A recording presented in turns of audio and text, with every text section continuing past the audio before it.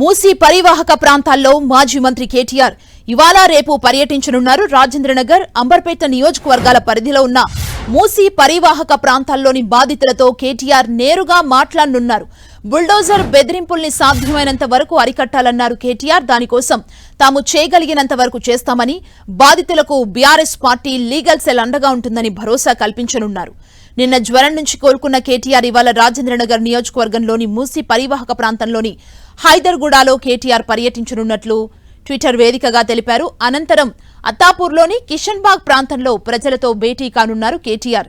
రేపు అంబర్పేట నియోజకవర్గంలోని మూసీ పరివాహక ప్రాంతాల్లో పర్యటించి బాధితులతో మాట్లాడనున్నారు. తెలంగాణలో బుల్డోజర్ రాజకీయాలకు స్వస్తి చెప్పాలన్నారు. బుల్డోజర్ బెదిరింపులకు భయపడేది లేదని, బాధితులకు బీఆర్ఎస్ లీగల్ సెల్ తోడుగా ఉంటుందని ఆయన భరోసా ఇవ్వనున్నారు.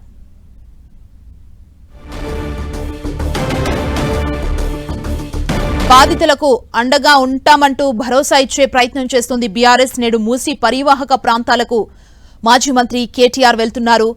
రాజేంద్రనగర్ నియోజకవర్గంలోని హైదర్గూడలో నేడు కేటీఆర్ అక్కడికి వెళ్లి బాధితులందరినీ పరామర్శించబోతున్నారు. కిషన్బాగ్ లో ఉన్న బాధితులతో కూడా భేటీ కాబోతున్నారు. వారికి భరోసా ఇచ్చేందుకు మేమున్నామంటూ కూడా వారికి ధైర్యం చెప్పే ప్రయత్నం చేయడానికి బీఆర్ఎస్ అయితే ముందుకు వెళ్తున్న పరిస్థితి కనబడుతోంది. ఇదే అంశానికి సంబంధించి మరింత సమాచారం మా ప్రతినిధి శ్రీకాంత్ అందిస్తారు. శ్రీకాంత్,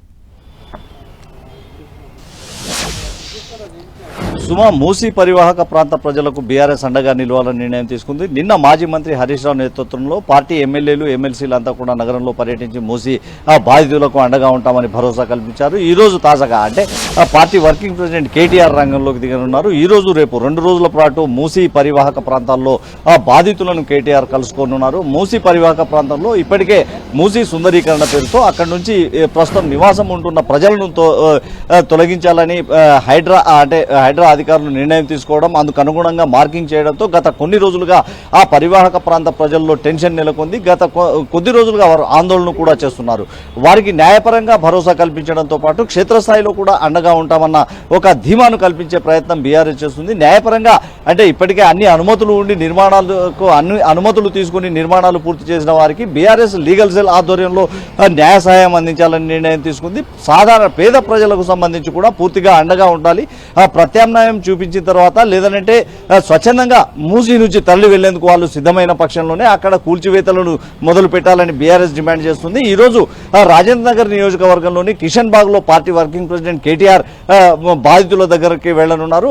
రేపు అంబర్పేట నియోజకవర్గంలో పర్యటించనున్నారు. 2 రోజుల పాటు కేటీఆర్ మూసీ పరివాహక ప్రాంతంలోని ఆందోళన చెందుతున్న ప్రజలను కలుసుకుని వారి బాధలను ప్రత్యక్షంగా వినడంతో పాటు వారికి పార్టీ పరంగా పూర్తిగా అండగా ఉంటామన్న ఒక భరోసా ఇవ్వనున్నారు. ప్రభుత్వంపై ప్రధానంగా బీఆర్ఎస్ చేస్తున్న విమర్శలు ఏంటంటే ప్రభుత్వం అంటే ఎన్నికల్లో ఇచ్చిన హామీలను అమలు చేయకుండా సుందరీకరణ పేరుతో పేద ప్రజలను ఇబ్బందులకు గురి చేస్తుందన్న వాదనను బీఆర్ఎస్ తెరపైకి తెస్తుంది. కనీసం హాస్టళ్లలో సరైన భోజనం కూడా విద్యార్థులకు బిల్లులు చెల్లించడం లేదు, ఆ భోజనం బిల్లులు కూడా చెల్లించడం లేదు. అయినప్పటికీ పేద ప్రజల ఉంటున్న మూసీ ప్రాంతంలో సుందరీకరణ పేరుతో వారిని ఖాళీ చేయించడం, వారిని ఇబ్బందులకు గురి చేయడం ఎంతవరకు సమంజసమని ప్రశ్నిస్తా ఉంది. దీంతో పాటు రైతులకు ఇచ్చిన ఎన్నో హామీలు కూడా అమలు చేయని ప్రభుత్వం పేదలపై కక్షగట్టి వ్యవహరిస్తుందన్న ఆరోపణలను బీఆర్ఎస్ చేస్తుంది.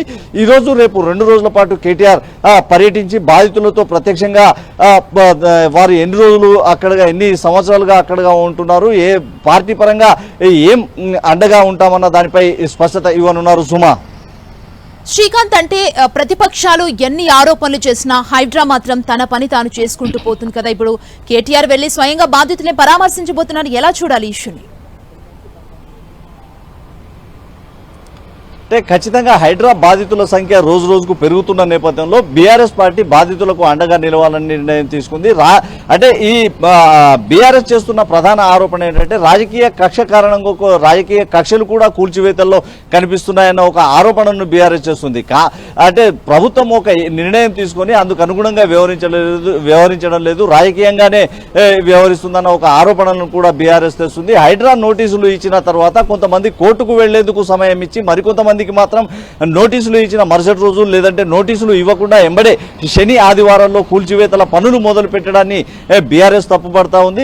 అందరికీ ఒకే న్యాయం ఉండాలని బీఆర్ఎస్ డిమాండ్ చేస్తూ ఉంది. ఇప్పటికే హైడ్రా ఇచ్చిన నోటీసుల్లో కొంతమంది కోర్టుకు వెళ్లి స్టే కూడా తెచ్చుకున్నారు. ఈ నేపథ్యంలో ఒకరికి ఒక న్యాయం అంటే ధనికులకు ఒక న్యాయం పేదలకు ఒక న్యాయమా ఉంటుందని బీఆర్ఎస్ ప్రశ్నిస్తుంది. ఇందుకు ఉదాహరణగా ముఖ్యమంత్రి రేవంత్ రెడ్డి సోదరుడు తిరుపతి రెడ్డి నివాసాన్ని ప్రత్యక్షంగా బీఆర్ఎస్ ప్రధానంగా ప్రస్తావిస్తుంది. తిరుపతి రెడ్డి నివాసం ఉంటున్న ఇంటికి నోటీసులు హైడ్రా అధికారులు ఇవ్వడంతో ఆ తిరుపతి రెడ్డి ప్రస్తుతం స్టే తెచ్చుకున్నారని, అలాంటి స్టే పేద ప్రజలకు తాము ఇప్పించగలుగుతామని బీఆర్ఎస్ భరోసా ఇస్తుంది. ఖచ్చితంగా పేదలకు తాము అండగా ఉంటామని 24 గంటలు తమ కార్యాలయంలో వచ్చి బాధితులు ఎప్పుడైనా సంప్రదించవచ్చని బీఆర్ఎస్ భరోసా కల్పించే యత్నం చేస్తుంది. సుమా, థ్యాంక్ యూ శ్రీకాంత్.